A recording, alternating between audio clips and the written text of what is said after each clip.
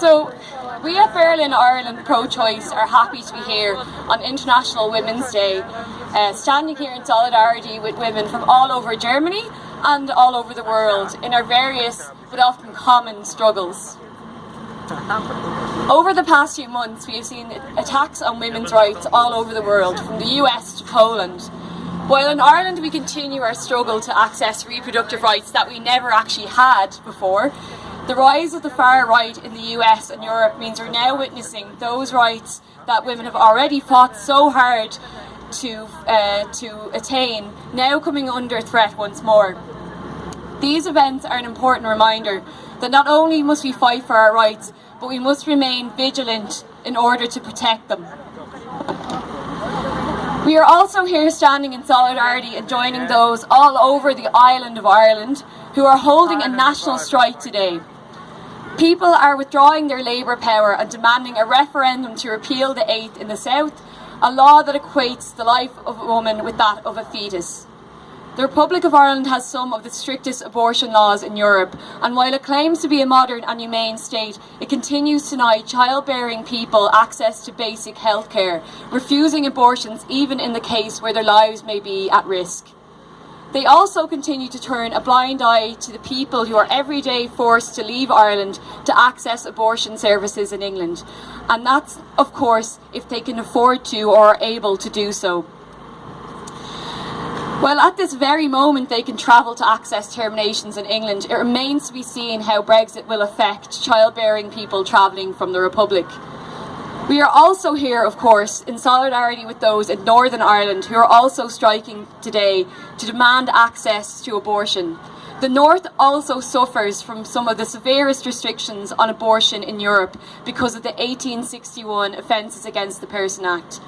Another outdated piece of legislation that prevents childbearing people in Northern Ireland from accessing terminations. Not only is abortion available in England, Scotland and Wales, but when people in the north travel to another country in the UK, their terminations are not covered by the NHS, as is the case in the rest of the UK. Sorry guys. You can do it! Oh my lord. Okay. Just like our Polish friends did last October, we stand here in black and demand that our government respect our bodily autonomy and allow us to decide if, when and how we have children. We stand here and demand that the Irish state get out of bed with the Catholic Church, who in all their hypocrisy would feign to mourn the loss of all the unborn children, and yet just decades ago they locked women up and they took their children away from them without their consent and either sent them to be adopted or neglected them and let them die and buried them in septic tanks. How Christian of them. In fact, just this week the remains of over 700 children were found buried in septic tanks underneath a former mother and baby home in Tuam, County Galway. The people in charge of those homes are the same people who tell us now they're pro-life and to love them both. And yet they colluded in the horrendous abuse of children and women in industrial schools and homes, some of whom didn't close until 1996. To this day, they continue to care more about fetuses and controlling women's bodies than about children or women at all. But we all knew this. Nothing is new. Nothing has changed except their methods. If we are successful here, and there is a repeal of the 8th Amendment or an extension of the 1967 Abortion Act, the fight will still be far from over. We must ensure that access to abortion in Ireland, both north and south, is access to abortion for all. We have to keep the pressure on to ensure that abortion is not only made legal, but made accessible to all childbearing people. That is, it's free, safe and legal. Let us stand in solidarity with all those who every day are forced to travel to England from Ireland, both north and south, to access abortion services. Let us stand in solidarity with all those striking today all over the island of Ireland and let us stand with those who have and will march and protest all over the world wherever their bodily autonomy is threatened. Thank you very much.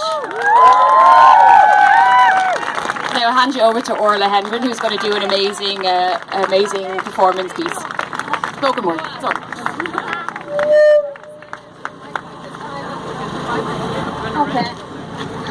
Okay, thanks Lorna, that was great. So I have an announcement, first of all, that they're going to try and do a short open mic at the end, so if anybody in the crowd wants to get up and say something, you might have a chance. This is just a poem that I wrote a couple of years ago about a very prominent anti-choice activist in Northern Ireland who arranges for a lot of people to stand outside abortion support or Mary Stopes clinics and harasses a lot of women going in there. They shout at them, they scream at them, they follow them. So this is a poem in response to that. It's called An Ode to Bernie Smith. Don't forget the name. You stand out there and call me murderist, like I'm some sort of terrorist, like I haven't already thought of this. You stand there on your high horse screaming, looking at me with your crazy face beaming like God himself is online streaming to you.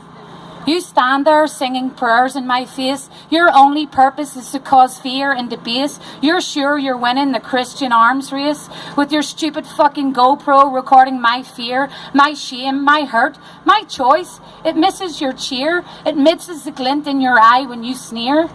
You stand there and tell me you love me, that I need no one's help but the God above me, and it's in his name that you push and shove me and chase me and follow me and scream about motherhood at me. You don't even know what's happening. You don't know where the fuck I've been.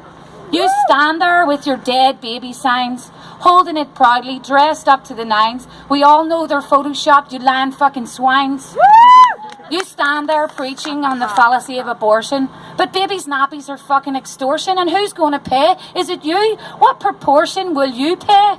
And will you wake up when I'm too depressed and pick up that baby and tell me it's blessed when it's got half a skull and it's being laid to rest? Will you be there to hold me when I look at that kid and see all the fuck awful things that he did? Will you tell me then that I made the right bid? You stand there and tell me that the baby is mine, that it loves me, and all I need to do is give it some time. But you don't see that I'm still in my prime. I don't want a baby. I want to finish school and go away travelling and learn to play pool and not constantly clean up baby fucking stool. But you stand there and ask passers-by to sign a petition to make abortion more of a crime. And it makes me wonder, what happened to you in your time? You stand there with that crazy look in your eyes, you hold up signs that say nothing but lies, and all your words do is verbally chastise. Well, let me tell you that I won't give in, and I don't care if you call it a sin, and I couldn't give a fuck if it's hell that I'm in. Because I'll fight for choice, either mine or the next, and we won't be beaten by religious texts, and we won't find fear in the beauty of sex. So you stand there for now with your face full of hate. You stand there and shout and call names and berate. You stay there and stupidly leave it up to fate. We'll escort and mobilise and lobby, change hearts. We'll involve the politics, the culture, the arts, till no man makes laws about my private parts. We'll write poems that are rants, and we'll stand there and chant, and we'll be coming at you like an army of ants. We'll be coming at you by using our voice with logic and reason. The masses will rejoice because we aren't pro-abortion. We're fucking pro-choice.